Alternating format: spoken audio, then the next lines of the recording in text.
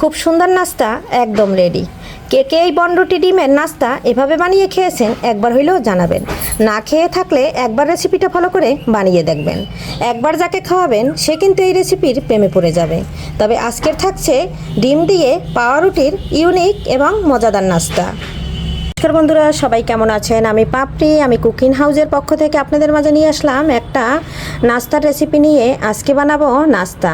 এই নাস্তায় থাকছে 2 পিস পাউরুটি আর 2 পিস পাউরুটি, আর এখানে নিয়েছি একটা দেড়টা ডিম। আর দেড়টা ডিম নিয়েছি, আমরা 4 জন মানুষ, তাই 2টা রুটি লাগবে আর ডিম লাগবে। একটা ডিম দিয়ে 3 টুকরা আর একটা ডিমের 3 ভাগের 1 ভাগ। এখানে নিয়েছি 4টা ছোটো সাইজের সিদ্ধ আলু। এটা দিয়ে হবে মজাদার নাস্তা। তবে কিভাবে করি সঙ্গে থাকুন।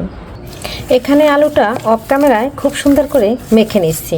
এখন আমি এখানে দিয়ে দেবো একটু পেঁয়াজ ভাজা। কাঁচা পেঁয়াজটা আমার বাসায় দিলে কেউ খেতে চায় না, তাই ভাজা পেঁয়াজটা ব্যবহার করব। ঝাল বুঝে কাঁচামরিচ দিবেন।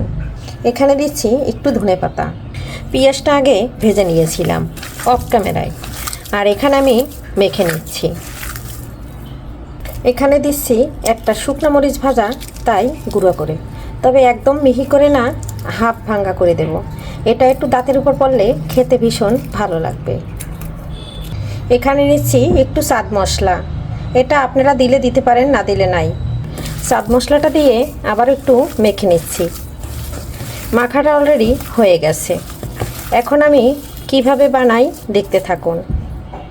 এখানে একটা গামলায় নিয়ে নিচ্ছি ময়দা। ময়দাটা লাগবে কোট করার জন্য। আর এখানে দেব কর্নফ্লাওয়ার। ময়দার ভিতর দিয়েছি একটু লবণ, দিয়ে দিচ্ছি একটু হলুদ সুন্দর একটা কালারের জন্য। একটু ঝাল ঝাল লাগার জন্য দিয়ে দিচ্ছি একটু মরিচ। এখানে দিয়ে দিচ্ছি একটু জিরার গুঁড়া। বড় চামচের দিয়ে দিচ্ছি 1 চামচ কর্নফ্লাওয়ার। এখন আমি ব্যাটারটা তৈরি করে নিচ্ছি। এখানে নর্মাল জল দিয়ে খুব সুন্দর করে পাতলা একটা ব্যাটার করে নিচ্ছি। বন্ধুরা, আমার নাস্তার রেসিপিটা আপনাদের কাছে কেমন লাগে অবশ্যই জানাবেন। আর এভাবে নাস্তার রেসিপি যদি পেতে চান, তাহলে আপনাদের কাছে ভালো লাগলে কমেন্ট করে জানাবেন, তাহলে আমি আবারও দেওয়ার চেষ্টা করব।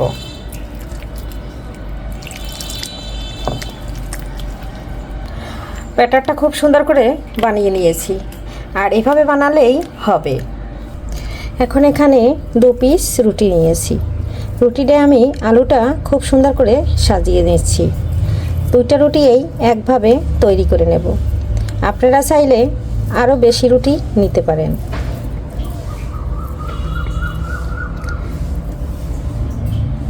দুটো রুটিতেই আমি ডিমটা দিয়ে দিয়েছি। এখন আমি এখানে দিয়ে দিচ্ছি। ডিমটা একটু চেপে বসিয়ে দিচ্ছি। আর এখানে আপনারা এক একটার সাথে এক একটা করলেও পারেন, কিন্তু আমরা কম করব, 4টা করছি যেহেতু আমাদের বাসায় মানুষ কম। এখন আমি মাঝখান থেকে চাকু দিয়ে কেটে নিচ্ছি। কেটে নিয়ে তারপরে এটা আমি ভাজার জন্য আসতেছি। 4টা কিন্তু হয়ে গেছে। এখন আমি এখানে নিয়েছি ব্রেড ক্রাম্ব।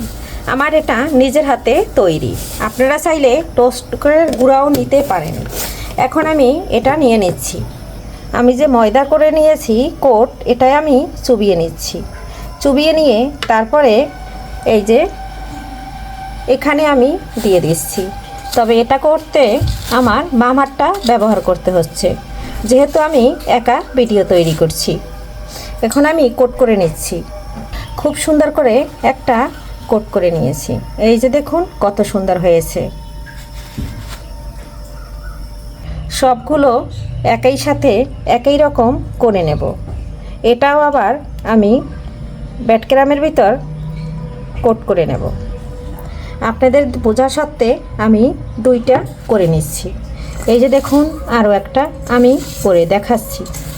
আর আমি যদি ডান হাতটা লাগাই তাহলে আমার ব্রেড ক্রাম্বটা একদম নষ্ট হয়ে যাবে, তাই আমি এক হাত থেকে এভাবে আপনাদের দেখাচ্ছি।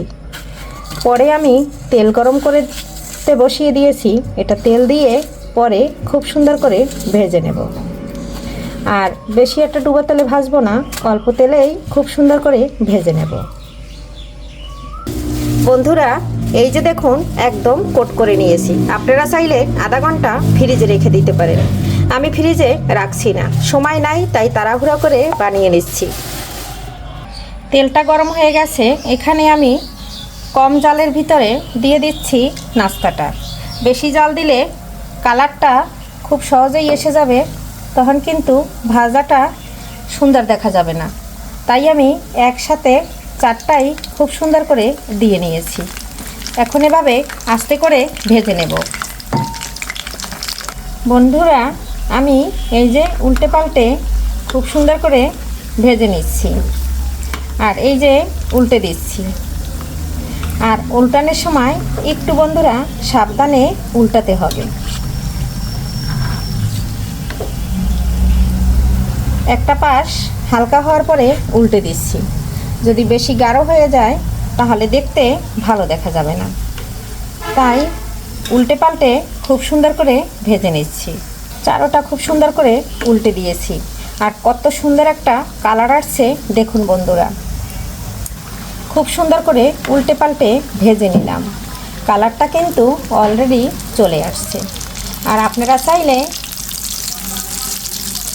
আপনারা এই ব্যাডগ্রামটা ছাড়াও ভেজে নিতে পারেন।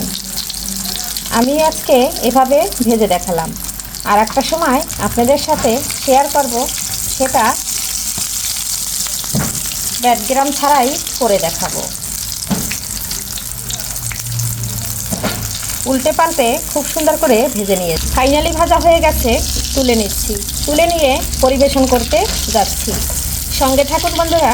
এই পর্যায়ে জালটা অফ করে দিচ্ছি, আর নাই বেশি কালার হয়ে যাবে, ভালো লাগবে না। এই যে বন্ধুরা খুব সুন্দর করে আমি তুলে নিচ্ছি, আর এক এক করে তুলে একটু তেলটা ঝরে নিচ্ছি। আর আপনাদের মাঝে এই যে দুটো উঠানো দেখিয়ে দিলাম। কেমন লাগলো? ফাইনালি আমার ভাজা হয়ে গেছে। এখন আমার পরিবেশনের পালা। এই যে পরিবেশন করে নিয়েছি। এখন আমরা 4 জন মানুষ 4টা খেয়ে নেব, আর সাথে থাকবে চা। এভাবে আপনারা রমজানের মধ্যে ইফতারের আয়োজনে বানিয়ে নিতে পারেন। তবে আজকের মতো বিদায় নিচ্ছি, পরবর্তীতে দেখা হবে নতুন কোনো রেসিপি নিয়ে। এ পর্যন্ত ভালো থাকুন, সুস্থ থাকুন, বাই।